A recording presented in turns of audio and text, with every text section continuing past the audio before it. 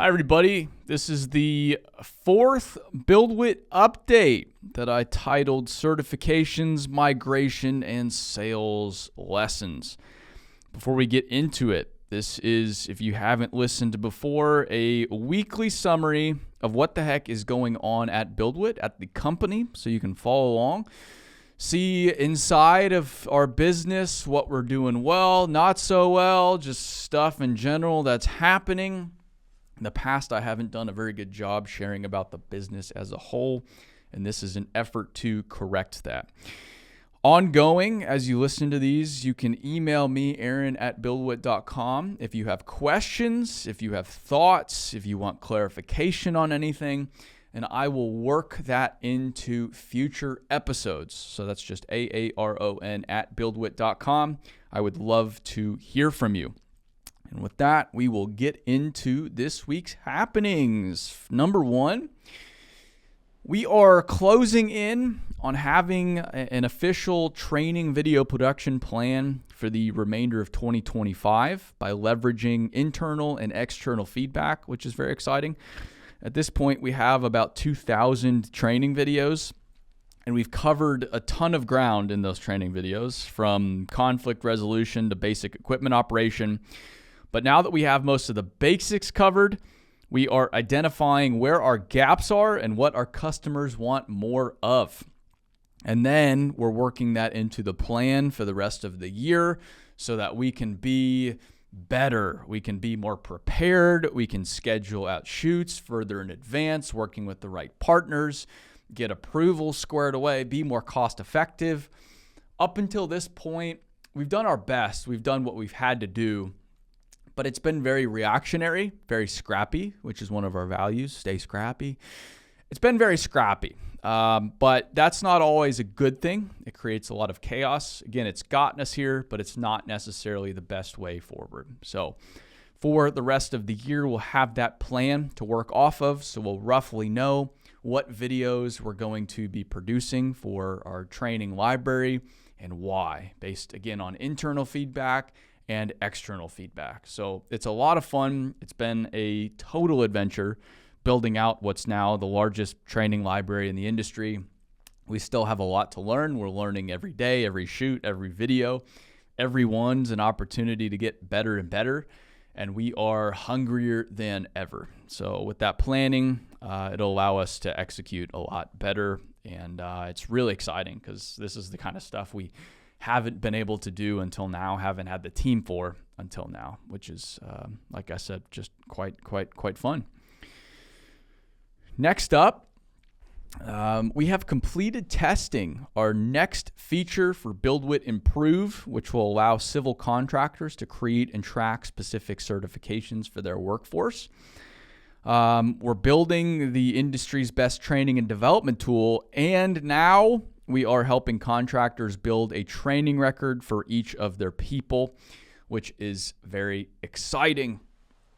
I am a huge believer in the product and the content. I think everybody in the industry could benefit from the training content we have on BuildWitt Improve. Some people, they disagree, but they haven't seen it, or I think they're out to lunch when it comes to what their people actually know. For example, okay, you could discard all of the equipment operation stuff. You have the world's best operators, but are they all mentally healthy? Because we have some of the best mental health content out there, best physical health content out there, best leadership content, etc. So there's a lot beyond just on-the-job skills. But that's still not enough. You've got to make the product stickier. And that's why we are working on the compliance functionality as well. So this isn't just a tool to help these contractors elevate their workforce, build that next generation of leaders, but it also helps them from a compliance standpoint, building that training record for each individual on their sites. And it adds value to that individual as well, because it allows that individual to prove that they at least have this knowledge base, that they have these certifications, that those certifications are active. So it's a win-win across the board. And a lot of these big general contractors, big government agencies are starting to require this more. So it's really exciting to have this feature coming out. Like I said, it's in testing or wrapped up testing. It now goes to a few different customers for beta, and then we'll go out to more customers this summer. So super exciting stuff there. And that was a feature that was identified not by us, but by our customers, which is quite fun.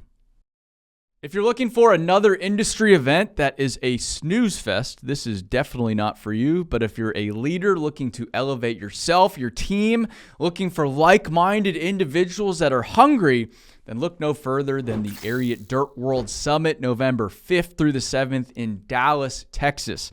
In our third year, we'll have about 1,500 hungry industry leaders from about 500 companies looking to learn, grow, teach. It's going to be fantastic. We also have a world-class lineup. We've got Jesse Cole from the Savannah Bananas, James Clear, Atomic Habits, Kim Scott, Radical Candor, Mark Miller, Chick-fil-A Leadership, Tim Grover, who is Michael Jordan's trainer. You will not hear from a lineup like this anywhere else. So check out details now, dirtworld.com. You can use code Aaron10 for 10% off any registrations, and we'll see you November 5th through the 7th in Dallas, Texas. As of now, we've onboarded new customers to BuildWitt Improve. So over the past 6 months, I'd say, we were selling oftentimes the new product, which hadn't launched yet. So customers were waiting for that new product to come out before onboarding. And that's what we've been doing now is we launched that new product last month in April, and we have been onboarding those new customers that have been waiting to get on in the first place. But now is the start of onboarding existing customers from what was called BuildWitt Training to the BuildWitt Improve product. And we've waited on this because it requires us to migrate existing users and existing data. So it's a little bit easier to get new customers in than existing customers. But now that we've gotten most of the new customers in, it's time for the existing customers. We can migrate that data, migrate those users, and get them onto the new platform, which is going to be spectacular. So we have figured out what that timeline looks like. And over the coming weeks, we'll be communicating that timeline to our existing customers. And then over the coming months, we will be getting them onto the new platform. So by the end of the summer, everybody will be on the new BuildWitt Improve platform, and we can sunset the former product that was BuildWitt Training. It has been an undertaking to get here. It's just been a lot of work across the board by our team, not just development, but sales, production, customer support, all kinds of stuff going on to make this a reality. So it'll be really fun to see what those existing customers think, because we have spent a lot of time making this product way better than what we've had so far. And that's the fun thing about software. You get to build it and change it and get feedback and test it and keep iterating as you go. It's just an absolute blast most of the time. Sometimes it's maddening. Regarding a lesson learned, we made too many structural changes to sales and marketing in March and April, which resulted in lower numbers because inputs equal outputs. If you don't have the inputs, you don't get the outputs. It's pretty basic math. In hindsight, we could have planned better accordingly. It was one of those mistakes that afterwards you're like, we should have seen that. We should have known. We should have planned a little bit better. I don't think any of us are regretting making the changes. Like, for example, we replaced our website with a much simpler, much better website, fitting of us being a software company now after the sale of the creative business. But with that, you eliminate so much data, so many pages, all these processes for customers to find you and book demos with you, etc. So we broke all of that with the new website, and we had to fix all of that over the past 4 or 6 weeks. Fortunately, though, over the past week especially, we've seen much better data. We've seen much better results. So we're going in a better direction. Was it, in hindsight, the best thing to do to change everything at once? No, but we did it. We're glad we did it. We're going in the right direction. We're seeing more improvements over the past week. Hopefully the improvements will continue to stack up over the coming months, and we'll be in a fantastic a place as a result. But yeah, definitely lesson learned. Way too many changes at once, and we probably would have phased the changes a little bit more so we could digest each over instead of a few week period, maybe a month or two, not super long, but just phased it a little bit better, I think is what we would have done in hindsight. So that's on the sales and marketing front. And then finally, our Dirt World community called Dirt World Connect is growing faster than ever because it's now free for anybody to sign up, post, and join the weekly calls. And these weekly calls are leaders inside and outside the industry teaching on anything from estimating to recruiting.